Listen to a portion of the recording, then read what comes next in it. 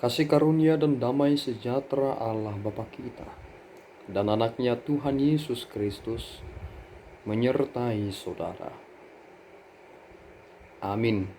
Shalom, saudaraku yang terkasih di dalam nama Tuhan Yesus Kristus. Senang bisa menyapa saudara di tempat saudara berada hari ini, dalam dimensi yang berbeda tetapi dalam dunia yang sama. Sebagai insan yang diciptakan untuk Tuhan, sebelum melakukan rangkaian aktivitas pada hari ini, marilah kita mengawalinya dengan mendengarkan firman Tuhan. Selamat pagi. Renungan kita untuk hari ini diambil dari Yohanes 6 ayatnya yang ke-35. Kata Yesus kepada mereka, "Akulah roti hidup. Barang siapa datang kepadaku, dia tidak akan lapar lagi. Dan barang siapa percaya kepadaku, dia tidak akan haus lagi." Demikian pembacaan firman untuk hari ini. Saudaraku yang terkasih di dalam nama Tuhan Yesus Kristus, bagian yang kita dengarkan dan terima pada saat ini adalah bagian dari pengajaran Yesus Kristus kala ia menyampaikan perihal tentang pengajaran yang sangat penting ketika orang-orang banyak berbondong-bondong menghampiri Yesus Kristus kala mereka telah menerima makanan sebagaimana Yesus telah berikan kepada mereka. Mereka mengharapkan hal yang serupa terjadi dan Yesus akan memberikan ini. Tetapi di bagian itu, Yesus menekankan suatu hal yang sangat penting, dan ini bukan sebatas informasi, tetapi ini adalah bagian pengajaran bahwa mereka yang datang kepada Yesus Kristus lebih tertarik kepada makanan yang diberikan Yesus Kristus ketimbang siapakah Yesus itu sendiri. Penekanan dalam Injil Yohanes adalah perihal tentang siapakah Yesus itu. Bahwa lewat Injil Yohanes ingin ditekankan bahwa Yesus Kristus itu adalah anak Allah yang hidup. Dan orang-orang dalam konteks ini datang kepada Yesus bukan karena tanda, bukan ingin melihat secara menyeluruh dan memahami siapakah Yesus Kristus. Tetapi mereka hanya peduli tentang aspek-aspek yang berhubungan dengan jasmani mereka, yakni perihal makanan. Saudaraku yang terkasih, ketika Yesus Kristus berkata kepada iblis dalam masa pencobaan itu, hal ini menjadi sesuatu hal yang penting kita ingat.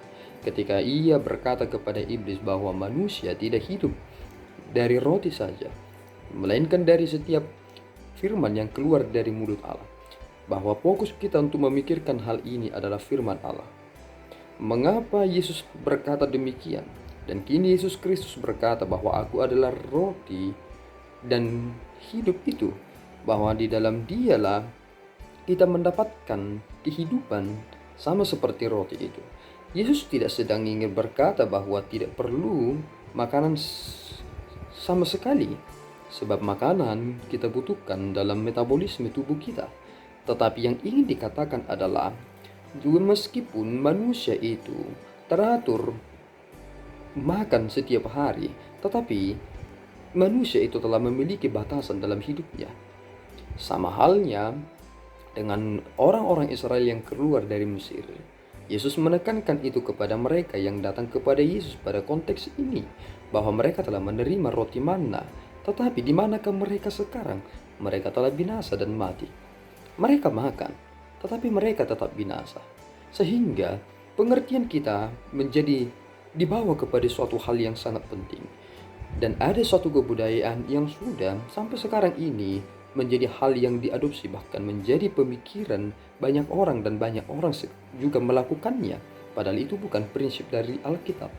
Perkataan yang berkata bahwa nikmati hidupmu, hidup ini hanya satu kali. Tentu ketika dikatakan menikmati hidup, tentu ini berkaitan juga tentang menikmati makanan.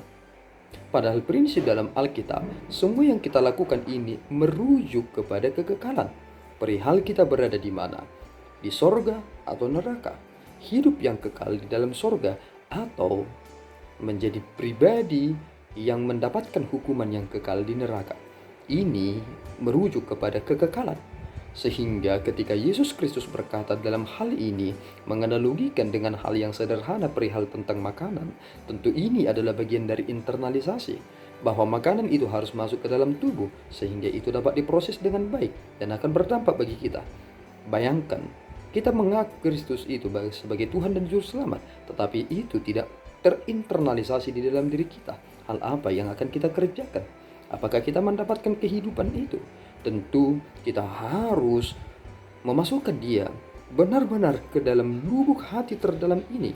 Dan itulah yang terpenting, bahwa kita berada di dalam dia dan dia berada di dalam kita.